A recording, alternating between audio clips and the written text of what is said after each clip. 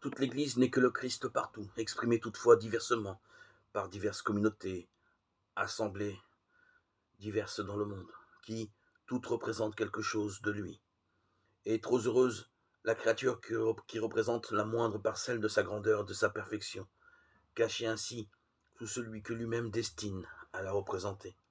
Ainsi, David avait-il raison de dire que toute la beauté de l'Église était son intérieur, puisque son intérieur est Jésus-Christ, qui est la beauté même.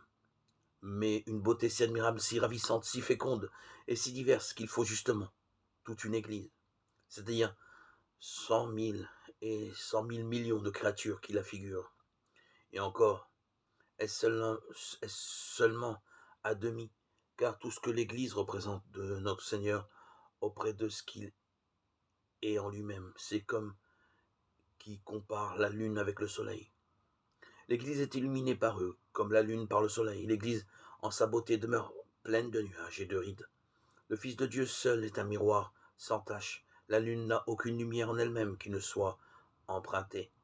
L'Église n'a aucune clarté que celle qu'elle emprunte au soleil. Bref, la lune n'est rien par elle-même, elle n'est rien que dans le soleil. L'Église n'est rien par elle-même, elle n'est rien et ne peut rien qu'en Jésus-Christ notre Seigneur.